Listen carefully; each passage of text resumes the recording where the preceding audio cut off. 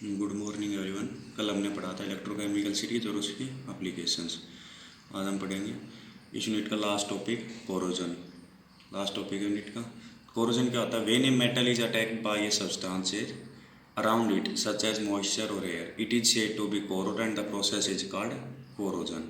क्या होता है? कोई भी मेटल जब एयर और मॉइस्चर के कांटेक्ट में आएगा तो क्या होगा? कोरोड जंग लगना स्टार्ट होगा। उसी को हम क्या बोलते हैं? प्रोसेस को नाम बोलते हैं कोरोजन। या दूसरी definition the eating away of metal when expose to atmosphere. जब एटमोसफेयर के कांटेक्ट में आएगा तो मेटल का ईटिंग अवे होना, जंग लगना, उसको बोलते हैं कोरोजन। तो the surface of metal objects become rough holes और cavities appear which become deeper and deeper और the metal sometimes gets covered with their oxide, hydroxide और carbonates in the presence of air and moisture. क्या होगा? तो metal जो surface होगा metal का वो क्या होगा? उस कोरोजन के बाद रफ हो जाएगा, होल्स क्रिएट हो जाएंगे और कैविटीज अपीयर होगी या तो होल्स वगैरह अपीयर होंगे which becomes deeper and deeper. और टाइम के साथ धीरे धीरे क्या होते जाएंगे? डीपर होते जाएंगे। और the metal sometimes gets covered with their oxide.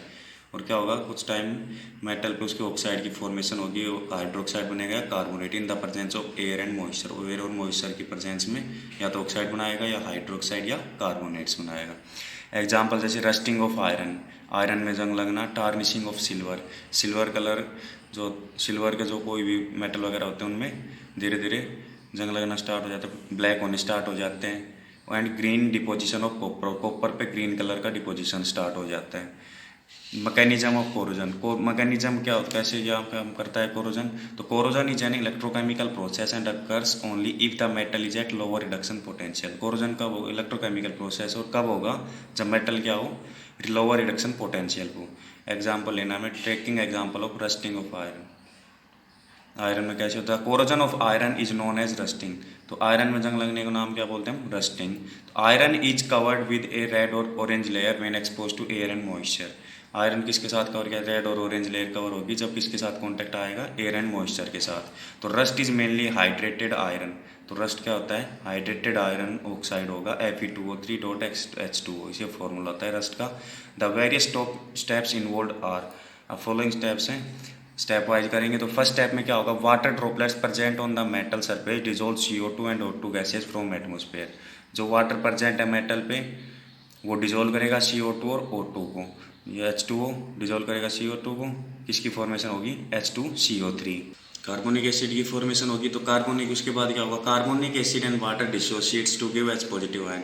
जो कार्बोनिक एसिड बना वो वाटर के और वाटर प्रेजेंट है वो क्या होगा? डिसोसिएट होंगे, टूटेगा और किसकी फॉर्मेशन होगी? H positive ion. H2CO3 टूटेगा, 2H पॉजिटिव और CO3 2 नेगेटिव में, CO3 2 नेगेटिव। वाटर टूटेगा H पॉजिटिव और OH नेगेटिव में। इसको इक्वेशन नंबर दिया हमने सेकंड। फर्स्ट को तो H2CO3 कार्बोनिक एसिड बना था उसको नाम दिया हमने फर्स्ट। स्टेप सेकंड में क्या होगा? Iron in contact with water loses electron. जब आयरन वाटर के साथ में कॉन्टैक्ट में होगा तो इलेक्ट्रॉन लूज करेगा, डेट इज अंडरगो ऑक्सीडेशन। तो Fe आयरन ने क्या किया? Fe2 पॉजिटिव फॉर्मेशन में इलेक्ट्रॉन लूज किए। तो the site where this reaction occurs act as anode. तो ये किसका काम करेगा? एनोड का, जिसमें आयरन ऑक्सीडेशन शो करेगा। थर्ड स्टेप में क्या होगा? The electrons given by Fe are taken up by H positive ions of step first. Step first में जो H पॉजिटिव आयंस बने थे वो क्या करेगा? इन इलेक्ट्रॉन्स को एक्सेप्ट करेगा, H पॉजिटिव इलेक्ट्रॉन्स को एक्सेप्ट करेगा। तो H पॉजिटिव इलेक्ट्रॉन को एक्सेप्ट करके फॉर्मेशन होगी हाइड्रोजन की, फोर्थ इक्वेशन। तो the hydrogen atom combines with O2। जो हाइड्रोजन एटम बना वो ऑक्सीजन के साथ कंबाइन होगा in with O2 dissolve in water और फ्रॉम एटमोसफेयर। कंबाइन करेगा O2 के साथ या तो दिस रिएक्शन अकरिंग आर। तो ऑक्सीजन के साथ कंबाइन करके फॉर्मेशन किसकी होगी? वाटर की फॉर्मेशन होगी। हाइड्रोजन एटम ऑक्सीजन के साथ कंबाइन करके वाटर की फॉर्मेशन करेगा। Reaction fifth. तो the site where this reaction occurs act as anode, cathode. तो ये जहाँ पे रिएक्शन होगी वो कौन सा क्या होगा? कैथोड। तो from equation third and fourth, third और फोर्थ इक्वेशन से क्या होगा? इनको कंबाइन करने के बाद क्या होगा? 2Fe plus 4H positive plus O2 gives 2Fe2 positive plus 2H2O, equation sixth. तो फोर्थ स्टेप में क्या होगा? जो Fe2 positive ions of equation third combine with O2 dissolve in water to give Fe2O3। Third equation जो Fe2 positive ions बने थे वो combine करेगा ऑक्सीजन के साथ, डिजोल्व होगा वाटर में, टू गिव किसकी फॉर्मेशन होगी? Fe2O3 की। तो 2Fe positive plus O2 plus 2H2O gives Fe2O3 plus 4H positive. पूरे को मल्टीप्लाई करेंगे हम 2 से, तो किसकी फॉर्मेशन होगी? फेरिक ऑक्साइड की फॉर्मेशन होगी। लास्ट स्टेप में क्या होगा, फिफ्थ स्टेप में जो Fe2O3 बना फेरिक ऑक्साइड, वो हाइड्रेशन शो करेगा, यानी वाटर के साथ रिएक्शन होगी। वाटर के साथ रिएक्शन करने पे किसकी फॉर्मेशन होगी, Fe2O3.XH2O। ये किसका फॉर्मूला था, रस्ट का। तो क्या बना हमारे पास आखिर में, रस्ट। ये मैकेनिज्म था।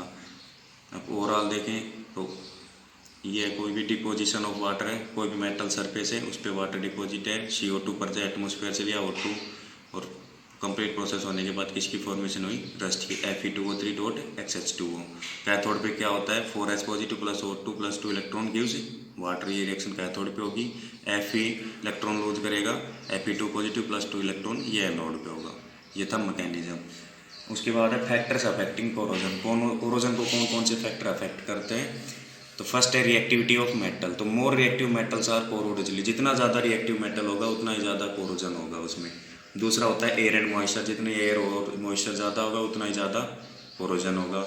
Impurities enhance the rate of corrosion.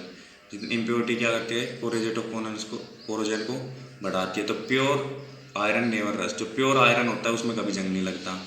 Strain in metal, मतलब बैंड वगैरह झुकाव वगैरह जो होता है जिस मेटल में, उसमें ज़्यादा लगेगा। तो corrosion occurs rapidly at dent, bends and cut. कहाँ ज़्यादा होता है, जिसमें डेंट हो, बैंड वगैरह हो या कट्स वगैरह हो, ये उस मेटल में ज़्यादा कोरोजन होगा। प्रेजेंस ऑफ इलेक्ट्रोलाइट, तो rusting occurs faster in saline water. Rusting कहाँ ज़्यादा होता है, saline water. In presence of ordinary water के कंपैरिजन में सैलाइन वाटर में रस्टिंग ज़्यादा होगा। तो ये थे फैक्टर्स, किसके कौन से फैक्टर अफेक्ट करते हैं कोरोजन को। उसके बाद है methods of prevention of corrosion. Corrosion से मेटल्स को कैसे बचा सकते हैं, तो फर्स्ट है बैरियर प्रोटेक्शन। तो this method involves the protection of metal from air and moisture. क्या करता है, protection of metal from air and moisture से प्रोटेक्ट करेगा। That is air and moisture are not allowed to come in contact with metal. क्या किया जाएगा, air और moisture को मेटल के कॉन्टैक्ट में नहीं आने दिया जाएगा। तो कैसे किया जाता है, this can be done by following ways. Metal को एयर और मॉइस्चर के कॉन्टैक्ट में आने से कैसे बचा सकते हैं, by coating the surface with paint, surface पे पेंट करके। या दूसरा बाय अप्लाइंग ऑयल और ग्रीस टू मशीन पार्ट्स, या तो ऑयल और ग्रीस लगा देंगे मशीन पार्ट्स पे तो एयर एंड मॉइस्चर के कॉन्टैक्ट में नहीं आएगा। Third by electroplating with non corroding metal. Non corroding metal जो होते हैं उनकी इलेक्ट्रोप्लेट उनके ऊपर कवर, इलेक्ट्रोप्लेटिंग करके। जैसे कौन कौन से होते हैं नॉन कोरोडिंग मेटल, निकल, क्रोमियम और एल्यूमिनियम, तो बचा सकते हैं। सेकंड होता है सैक्रिफिशियल मेथड। इसमें क्या होगा, this method involves coating of iron with more active metal so that more active metal is oxidized, that is lose electron in preference of iron and consumed and prevent iron from losing electrons and is protected। इसमें क्या होगा, जो मोर active metal होगा उसकी coating की जाएगी iron के ऊपर। तो उसकी वजह से क्या होगा, जो एक्टिव मेटल होगा उसमें ऑक्सीडेशन शो करेगा, ऑक्सीडेशन यानी इलेक्ट्रॉन लूज करेगा। आयरन अपने इलेक्ट्रॉन लूज नहीं करेगा तो आयरन बचा रहेगा। जो मोर एक्टिव मेटल था वो इलेक्ट्रॉन लूज करने की वजह से उसमें कोरोजन होगा, और आयरन क्या हो जाएगा, and iron prevent from losing electrons hence is protected. तो उसकी वजह से आयरन में कोरोजन नहीं होगा, प्रोटेक्ट रहेगा। तो जैसे coating of zinc over iron, क्या करते हैं हम, जिंक की कोटिंग करते हैं आयरन के ऊपर, उसको बोलते हैं गैल्वेनाइजेशन। तो जिंक फॉर्म में लेयर, तो उसके बाद जिंक क्या करेगा, रिएक्शन से कस होकर के रिएक्शन फॉर्मेशन रिएक्शन होगी, लेयर बनाएगा। रिएक्शन क्या होगा, ZnCO3.ZnOH होल ट्वाइस, इसकी फॉर्मेशन करेगा। Which prevent rusting of expose part of iron, जो आयरन को रस्टिंग से बचाएगा। तो this metal prevent the iron so long as it is present over it, और ये मेटल को जब तक बचाएगा जब तक उसकी ये लेयर उसके ऊपर प्रेजेंट रहेगी। थर्ड होता है कैथोडिक प्रोटेक्शन। इसमें क्या होगा, in this method iron is prevented from rust by making the cathode by connecting it with a more active metal such as magnesium, zinc etcetera. इसमें क्या किया जाएगा, रस्ट में बचाने के लिए cathode by making it cathode by connecting, cathode की formation की जाएगी किसके साथ कनेक्ट करके, मोर एक्टिव मेटल के साथ, यानी मैग्नीशियम और जिंक के साथ कनेक्ट करके इसको कैथोड की फॉर्मेशन होगी। तो the more active metal loses electron, जो एक्टिव मेटल होगा इलेक्ट्रॉन लूज करेगा। Which are transfer to electron, वो इलेक्ट्रॉन लूज करने के बाद कहाँ पे आएंगे, आयरन के साथ। Where H positive ion takes electron, वहाँ एच पॉजिटिव आयन जो होंगे वो इन इलेक्ट्रॉन्स को एक्सेप्ट करेगा। तो pipe line under soil are protected by buried magnesium pieces along with pipelines. जो पाइपलाइन होती है जो दबाते हैं हम ज़मीन में, उनमें क्या किया जाता है, मैग्नीशियम के पीसेज डाले जाते हैं पाइपलाइन के साथ, ताकि आयरन की जो पाइपलाइन होती है उसको कोई आग ना हो। फोर्थ होता है एंटी रस्ट सॉल्यूशन। तो some solution such as alkaline chromates and phosphates also prevent rusting. जो एल्कलाइन क्रोमेट्स होते हैं, फॉस्फेट्स होते हैं, वो भी रस्टिंग से बचाते हैं सॉल्यूशन। तो firstly the alkaline medium neutralize H positive, जो एल्कलाइन मीडियम होगा वो न्यूट्रलाइज करेगा एच पॉजिटिव को। Secondly form a thin film around it to prevent from air and moisture. उसके बाद क्या करेगा, एक फिल्म की फॉर्मेशन होगी ताकि एयर और मॉइस्चर के कॉन्टैक्ट में ना आए। ये थे हमारे methods of prevention of corrosion. Unit खत्म होती है, नेक्स्ट वीडियो से करेंगे। Thank you, have a nice day.